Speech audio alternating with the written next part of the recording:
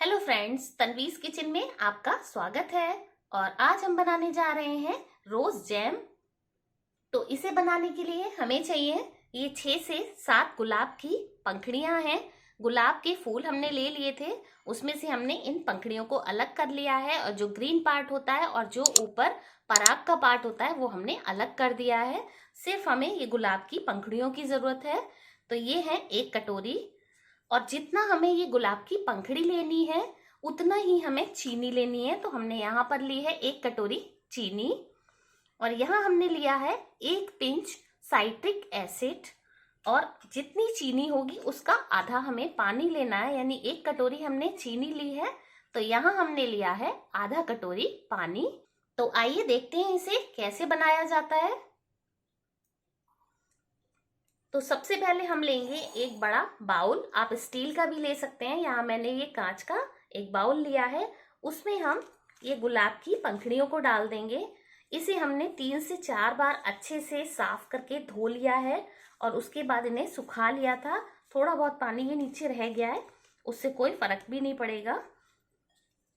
और बहुत अच्छे से इन्हें साफ करें क्योंकि इसमें कभी कभी कीड़े होते हैं, तो वो भी ध्यान से देख के इन पंखुड़ियों को साफ करें। और रोज जैम बहुत ही हेल्दी होता है। रोज की पेटल्स में विटामिन सी, विटामिन ए, बहुत सारी एंटीऑक्सीडेंट प्रॉपर्टीज भी होती हैं, तो ये आपकी सेहत के लिए भी बहुत ही फायदेमंद है। तो यहाँ पे हमने ये गुलाब की पंखुड़ियों को इस तरीके से फैला लिया है। और जो हमने चीनी ली थी इसमें से आधी चीनी यानी आधी कटोरी चीनी हम इसमें डाल देंगे और आधी कटोरी चीनी हम साइड कर लेंगे अभी। और इनको हम अच्छी तरीके से, यानी चीनी और जो ये गुलाब की पंखुड़ियां हैं, इनको हम हाथ से अच्छी तरह दोनों चीजों को मैश करेंगे। इस तरीके से हम चीनी के अंदर इन सारी पत्तियों को अच्छे से क्रश कर लेंगे। और इस काम को करने से पहले सबसे पहले हम हाथों को अच्छी तरीके से वॉश करते हैं, ताकि अनहाइजीनिक तरीके से हमें इसे नहीं बनाना है। हम होममेड घर में बना रहे हैं तो हाइजीन का सबसे ज़्यादा ध्यान रखें। तो सबसे पहले हाथों को वॉश करें, उसके बाद इस तरीके से इसे क्रश करें। और इसे क्रश करने के बाद अब हम 10 मिनट के लिए इसे ढक के ऐसे ही छोड़ देंगे।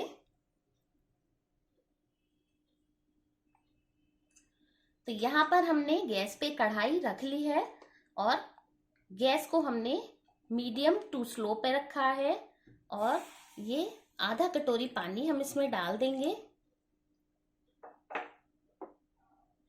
और जब इसमें उबाल आ जाएगा तब हम इसमें चीनी डालेंगे। तो यहाँ पर ये पानी बॉईल हो चुका है और अब हम इसमें डालेंगे चीनी।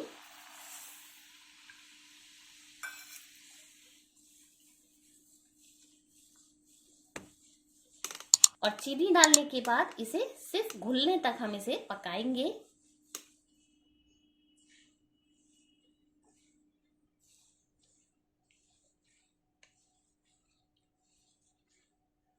चीनी पानी में घुल चुकी है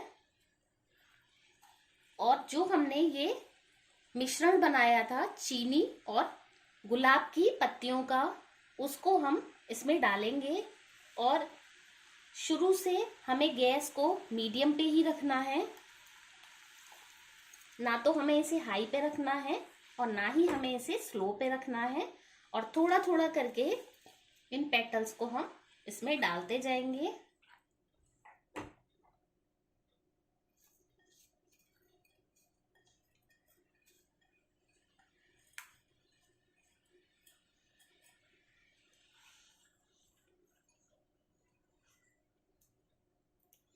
और अब हमें इसे मीडियम आंच पर ही पकाना है।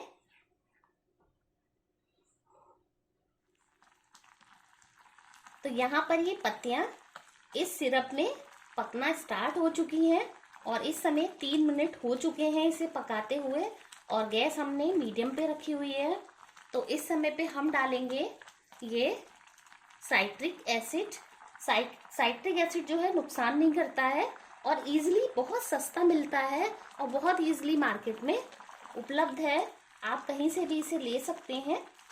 और अगर आपको ये नहीं मिलता है तो आप इसकी जगह आधे नींबू का रस भी डाल सकते हैं। साइट्रिक एसिड को नींबू का सत या नींबू का फूल भी बोलते हैं। तो ये छोटे से पैकेट में आता है और 10-15 रुपए का आराम से मिल जाता है, खुला भी मिलता है। आप कैसा भी इसे ले सकते हैं। और इसका काम होता है कि जब हम चीनी की कोई चीज़ ऐसी सिरप में बनाते हैं तो वो क्रिस्टलाइज नहीं करता है जब आप इसे स्टोर करके रखते हैं, इसलिए हम इसे डालते हैं। तो यहाँ देखिए, पहले हमने इसे पकाया था 3 मिनट के करीब और 3 मिनट और हो चुके हैं, यानी लगभग हमने इसे 6 मिनट पकाया है। 3 मिनट पकाने के बाद हमने गैस को बिल्कुल स्लो कर दिया था।